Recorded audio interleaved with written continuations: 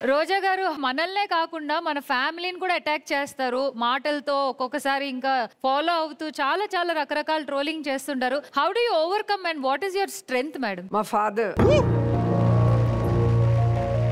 ప్రతి అమ్మాయికి ఫాదర్ అనేవాళ్ళు ఒక హీరో లాగా. సో అది తనకే కాదు, నాకు, నా కూతురికి, ఎవరికైనా కూడా ఫాదర్ ఒక రోల్ మోడల్, ఫాదర్ ఒక హీరో లాగానే మనం చూస్తాం.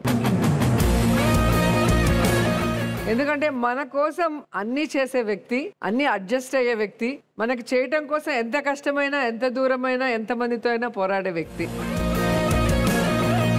తను ఎలా వాళ్ళ ఫాదర్ని ఇన్స్పిరేషన్గా తీసుకొని తను మిమ్మల్ని మించి సక్సెస్ అయిందో, నా ఫ్యామిలీలో కూడా అదే. మా నాన్నకి డైరెక్టర్ అవ్వాలని ఉండేది. తను సారథి స్టూడియోలో సౌండ్ ఇంజనీర్గా ఉండేవారు, వైఎన్ రెడ్డి గారని. సో తను సినిమా డైరెక్ట్ చేయాలని ఫస్ట్ డాక్యుమెంటరీ ఫిల్మ్స్ తీశారు. దాంట్లోనే నేను 6th క్లాస్లో ఫస్ట్ టైం యాక్ట్ చేశాను మా నాన్న కోసం.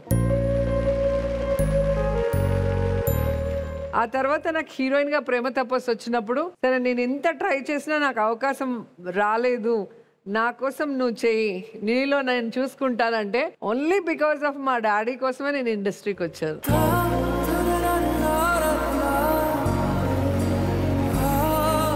సో ఇండస్ట్రీకి వచ్చాక నల్లగా ఉంది, డాన్స్ రాదు, ఏదో ఇంకా చెప్పాల్సిన ఉంటాయి కదా, ఎన్ని చెప్పాలో అన్ని చెప్తే నాకు చాలా బాధ వేసింది.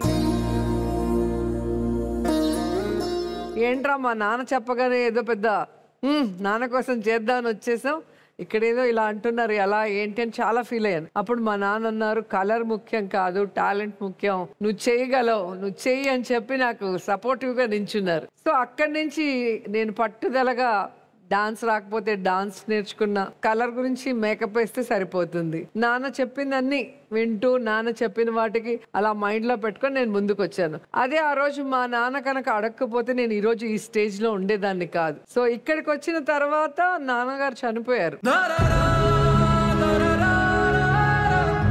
సో నాన్నగారి రోల్ నా హస్బెండ్ సెల్వ గారు తీసుకున్నారు. సో మా ఇంట్లో 2 పిల్లలతో సహా నన్ను కూడా ఒక పాపలాగే చూస్తాడు మా ఆయన. ఆయనకి 3 పిల్లల్లాగా.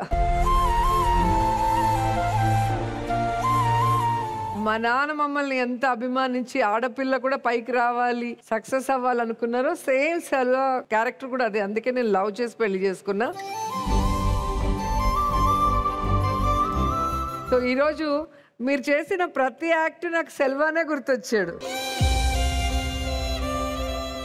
ఎంత పిచ్చి అంటే మా పాప అంటే అంత పిచ్చి. నేను అంటాను, అంత బాండేజ్ పెట్టుకోవద్దు ఈ కాలంలో, మళ్ళీ ఫీల్ అవుతాం, తట్టుకోలేవని నేను చెప్తూనే ఉంటాను. అయినా తను ఇప్పుడు US లో చదువుతుంది. అక్కడ ఏదైనా తను కొంచెం హలోలో కొంచెం వాయిస్ తేడా ఉంటే అప్పుడే ఫ్లైట్ ఎక్కి ఏం వెళ్ళిపోతారు. అంత పిచ్చి కూతురు అంటే. ఒక్క నిమిషం వదిలి ఉండలేరు. కానీ ఇన్ని వేల కిలోమీటర్ల దూరం ఉన్నాడు ఏంటంటే అమ్మాయి కోసం.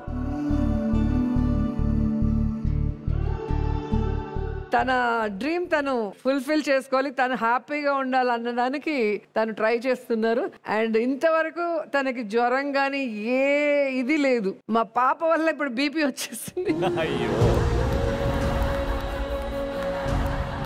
మా నాన్న ఒక స్టెప్ అయితే సెల్వ ఇంకో స్టెప్లో ఒక ఫాదర్గా ఎలా ప్రూవ్ చేసుకున్నారో కళ్ళారా నేను చూశాను. అది ప్రభాకర్ గారు చెప్పేటప్పుడు నాకు అదే మైండ్లో తిరుగుతూ కళ్ళలో నీళ్ళు వచ్చేస్తున్నా, అలా కంట్రోల్ చేసుకొని కూర్చున్నా.